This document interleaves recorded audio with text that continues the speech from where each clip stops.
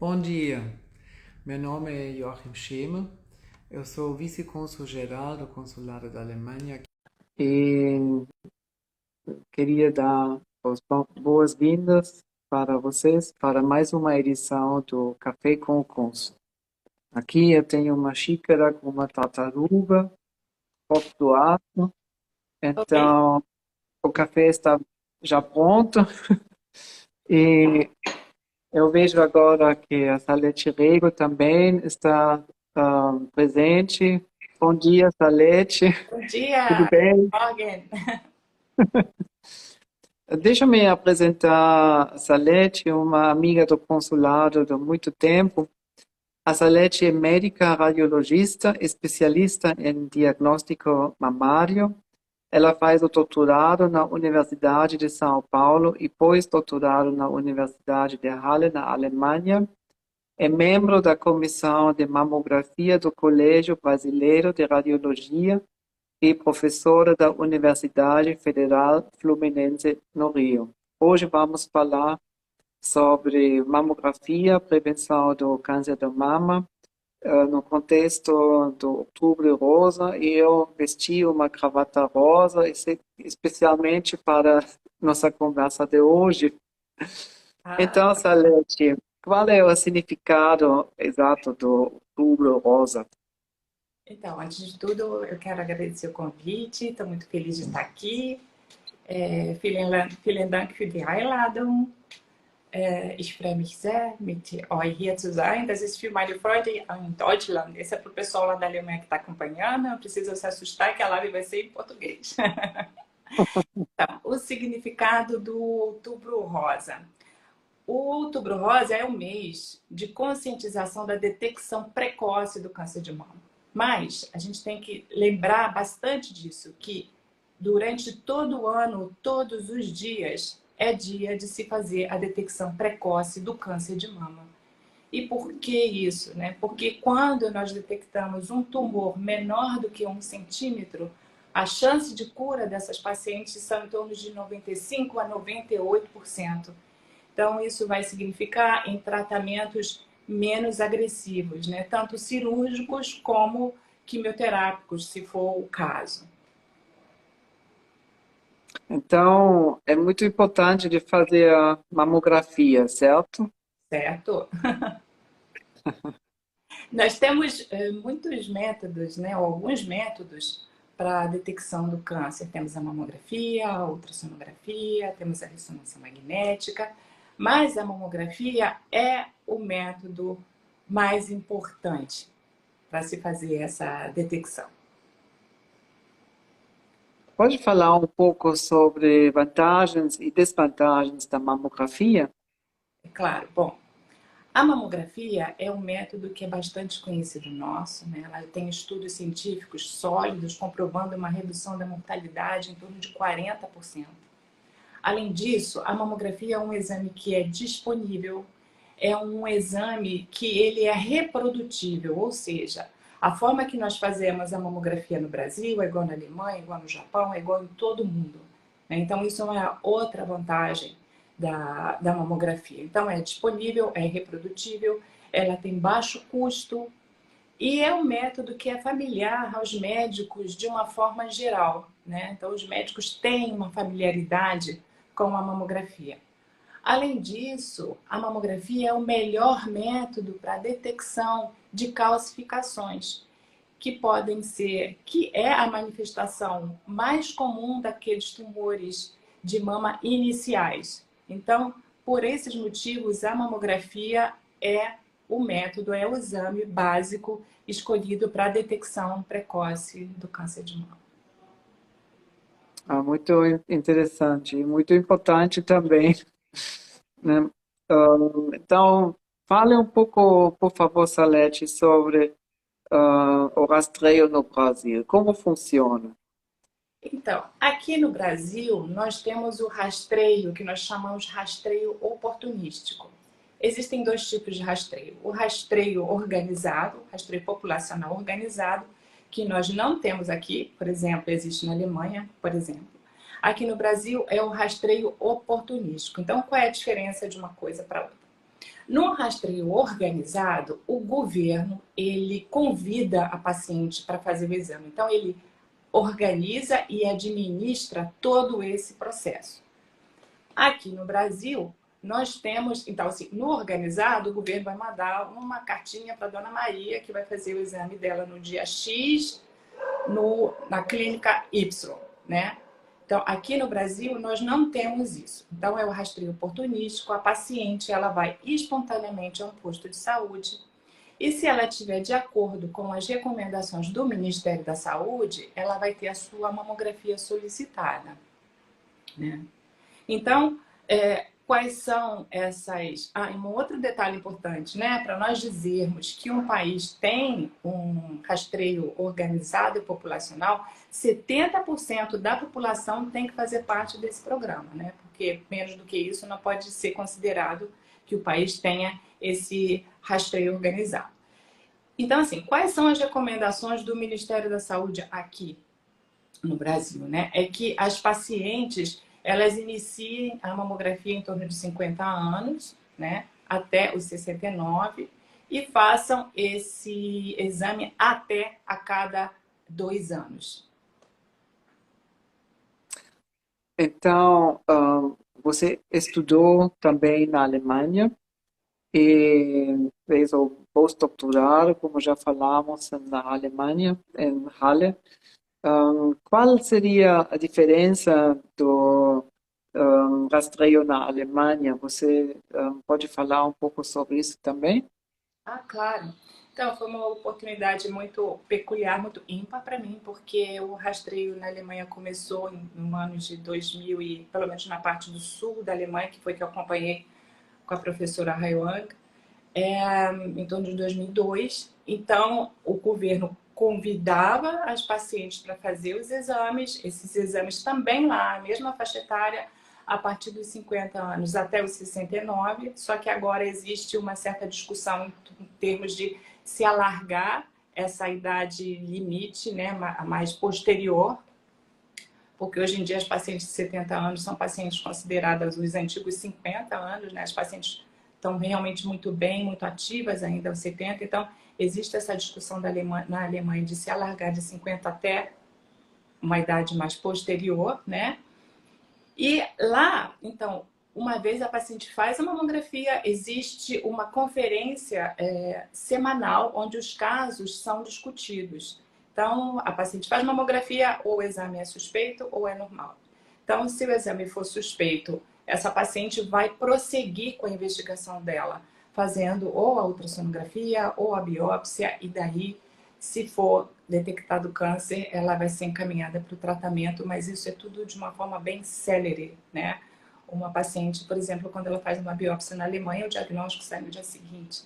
Então, realmente, o processo, né, tanto de detecção até o tratamento é bastante rápido. Infelizmente, não é a nossa realidade aqui, né? Eu comentei aqui sobre as recomendações do Ministério da Saúde. Existe também uns casos especiais daquelas pacientes que tiveram tumor, já tiveram tumor, tem uma história familiar importante de câncer de mama, daí essas pacientes podem começar a fazer os exames a partir dos 40 anos, né? Porque a gente sabe que a partir dessa idade a incidência do câncer de mama ela aumenta, né? E como a gente já falou lá no início, né, o câncer de mama é o câncer mais comum que mais mata a mulher no mundo inteiro. Então, existe uma recomendação das sociedades de radiologia, de mastologia, tanto aqui do Brasil como internacional, da gente começar o rastreio aos 40 anos, né? E aí pode se perguntar por que que o governo indica 50, por que que as sociedades indicam os 40, né? É porque a sensibilidade da mamografia ela é reduzida quando a paciente é mais jovem, porque tem muita glândula, e isso se manifesta na radiografia como uma mama densa, que é aquela mama branca, falando assim grosseiramente, né? Então, as alterações, os nódulos e as calcificações também são densos, são brancos, daí não faz contraste e a sensibilidade do método diminui. Como o governo tem que oferecer isso para toda a população, ainda mais aqui no Brasil, que nós temos dimensões continentais, daí a importância de se indicar o método a partir do momento que ele é mais sensível, né?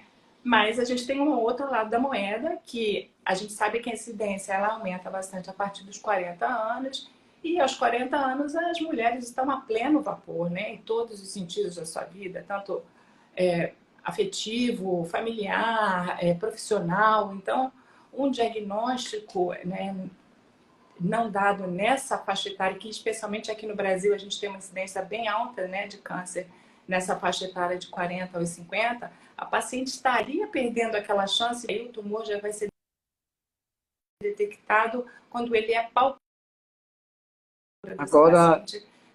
por favor, não estou te escutando mais. Talvez seria bom você repetir o que você falou agora.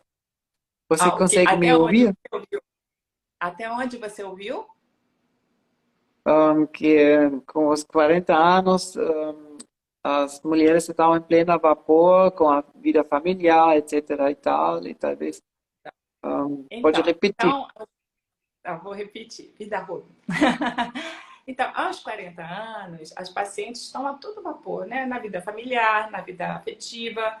E, e esse diagnóstico realmente ele causa um impacto muito grande. Então, é melhor ele ser detectado precocemente, menor do que 1 centímetro, porque a chance de cura dessa paciente vai ser enorme, do que quando esse tumor tem em torno de 2 centímetros, já é um tumor palpável, que aí a chance de cura dessa paciente fica reduzida a metade, a 50%, né?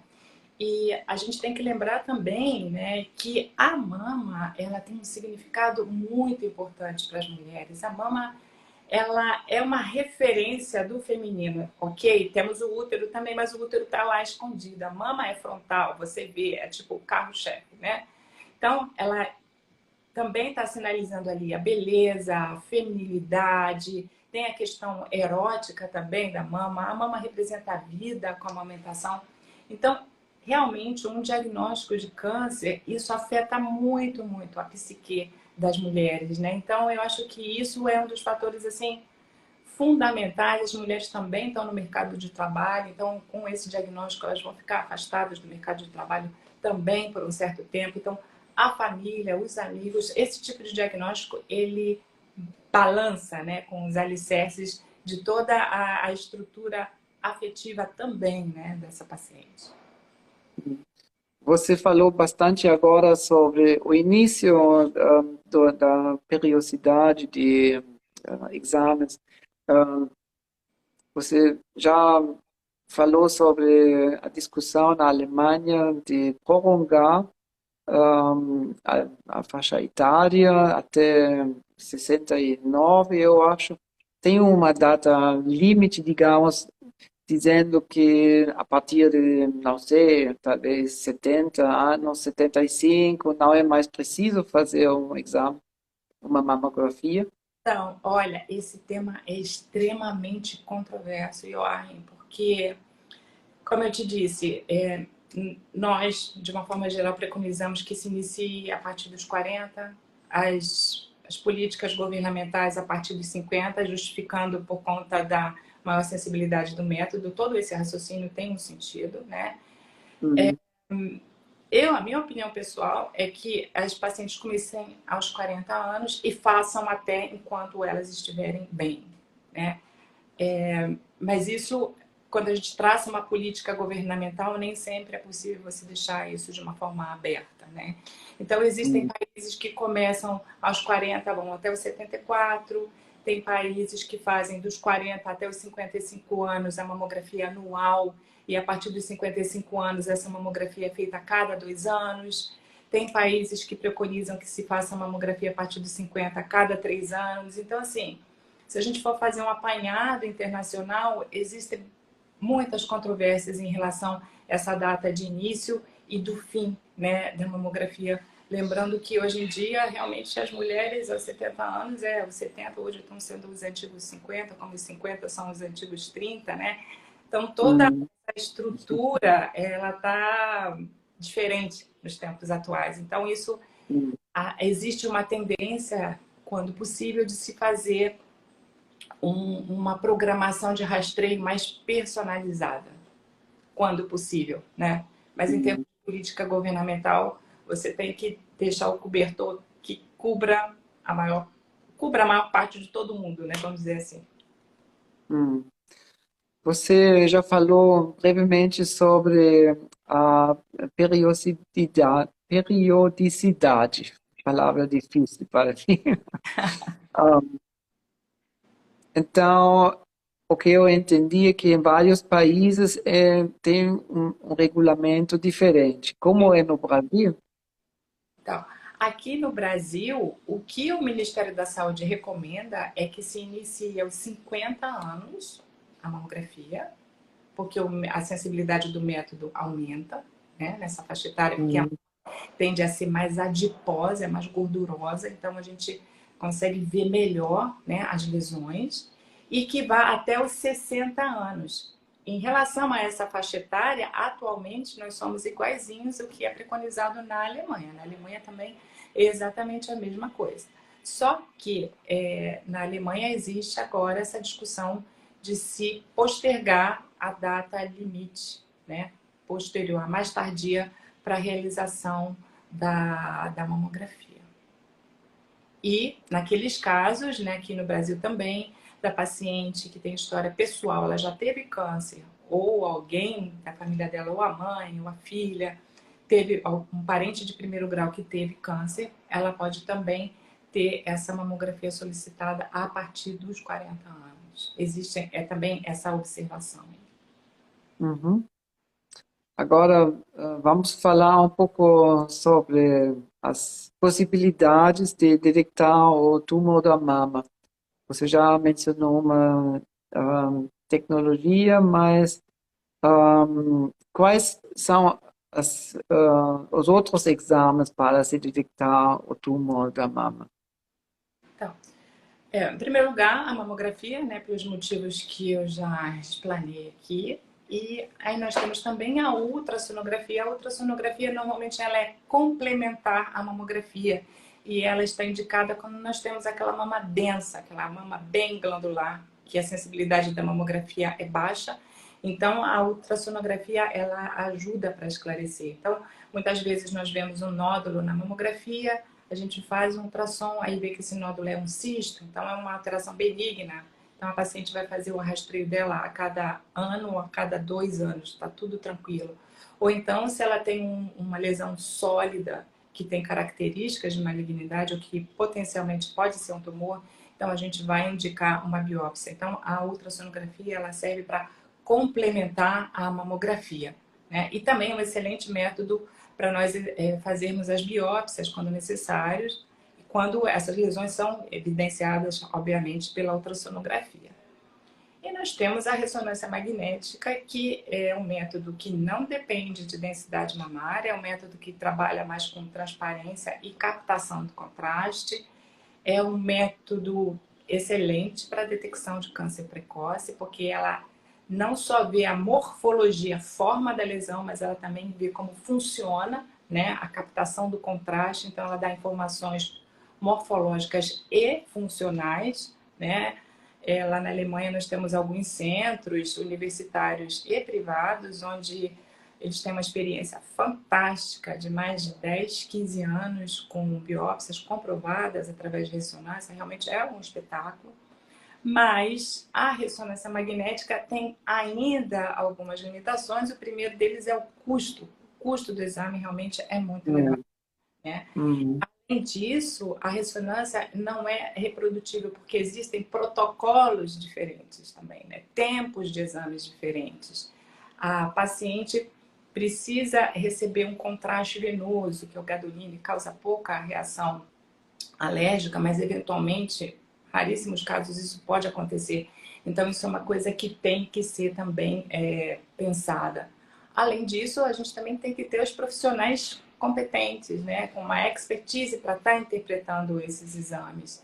Então, isso também não é uma coisa assim tão difundida. Então, nós ainda temos muitas limitações, né, em relação a usar a ressonância magnética como rastreio, mas olhando para o futuro, eu vislumbro que vai ser no futuro o método de rastreio. Infelizmente, hum, não é a nossa realidade, nem na própria Alemanha, né, que é um país rico, não é a realidade na Alemanha. Isso a gente hum, encontra só em centros realmente acadêmicos, né? E é tudo também feito de forma privada, né, pelos pacientes. Hum. Você falou agora sobre as desvantagens da ressonância magnética, mas voltando para a ultrassonografia, também tem desvantagens ou Ah, é mais fácil, é um método muito seguro e não tem desvantagens? não. A vantagem da ultrassonografia é porque também é um método que é disponível, você não tem radiação, porque na mamografia você tem radiação, na ressonância também não existe radiação, é campo magnético. Mas a gente cai no mesmo problema, né? Ela não é um método. A ultrassonografia é um método muito dinâmico, ela é operador dependente, ela é aparelho dependente.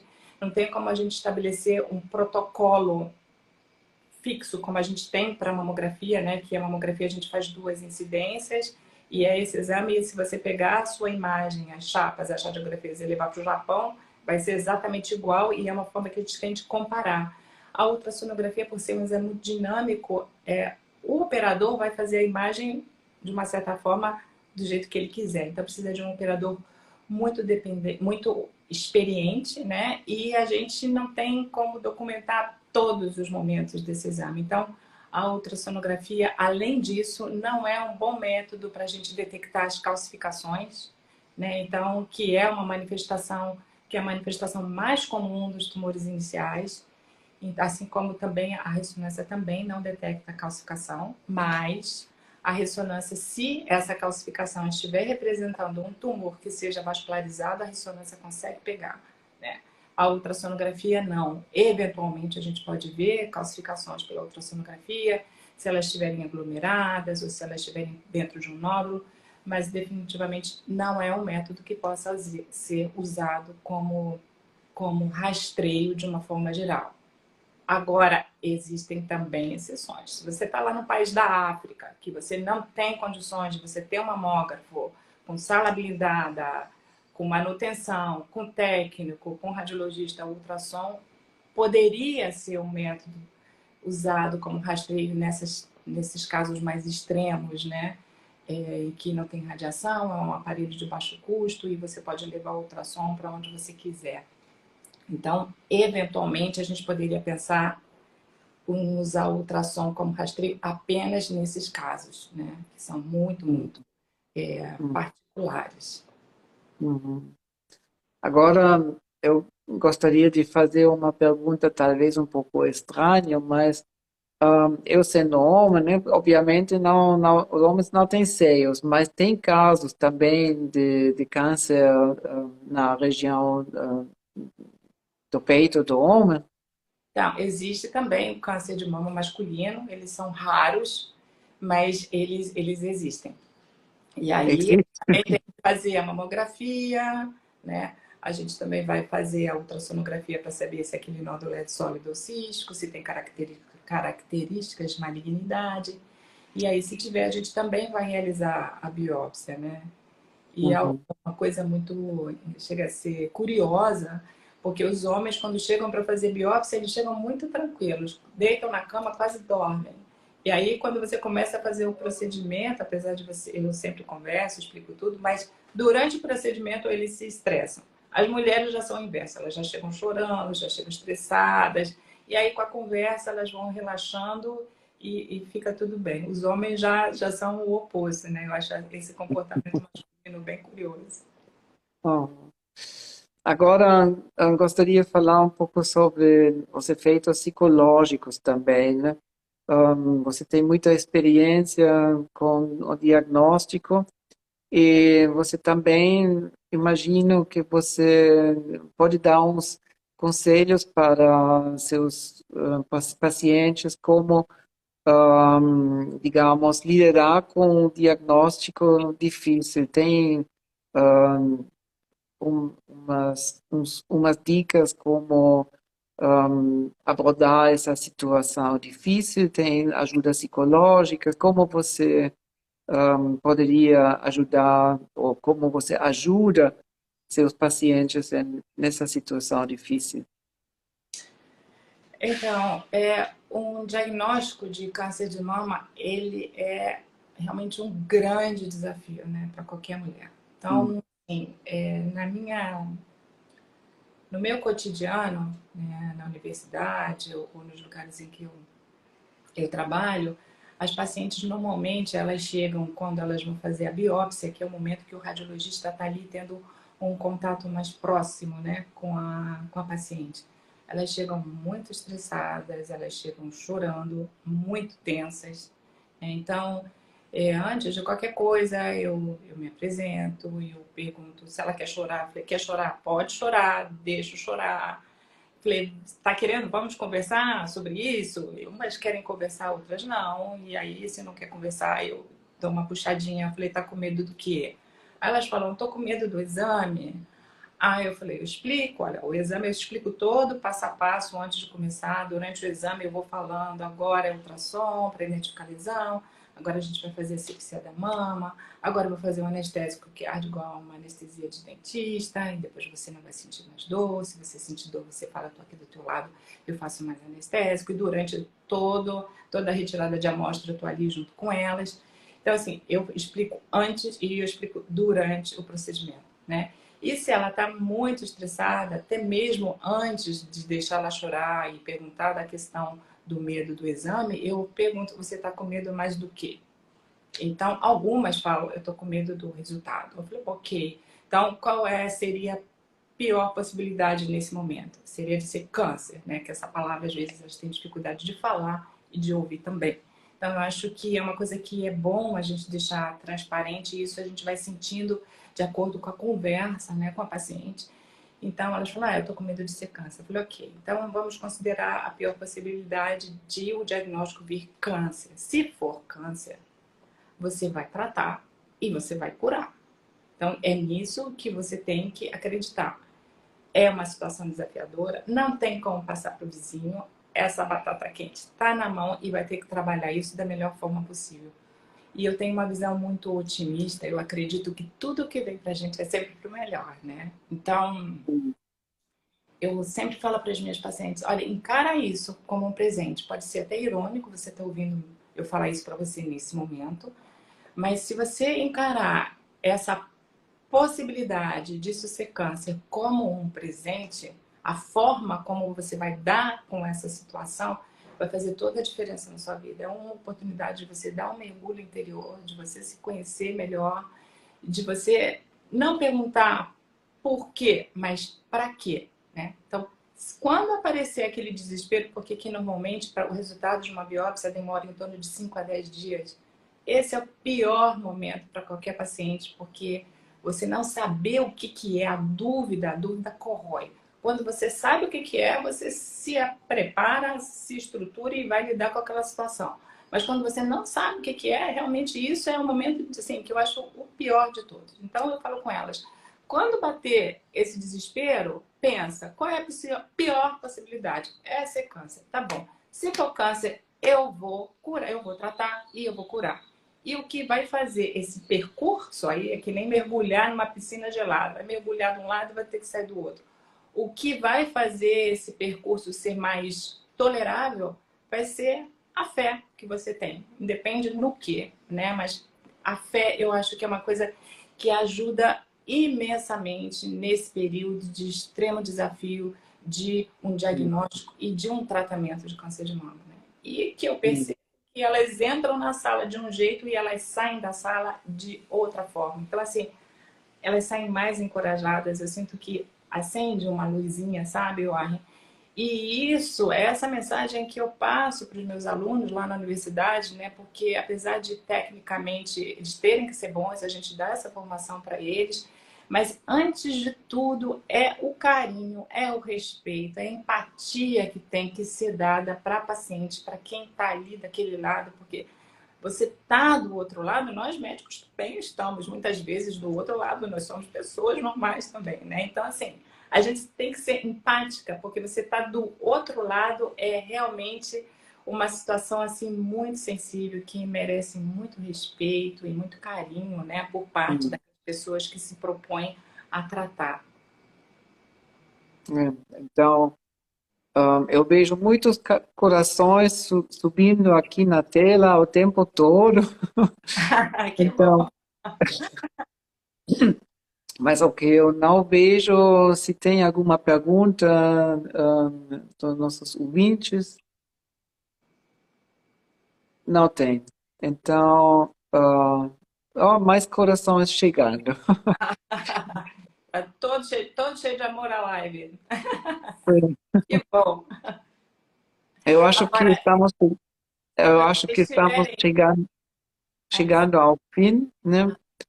Ah, acho que temos mais meio minuto. Se vocês, Resumindo, então, é Marli, sumamente eu falo uma coisa. importante.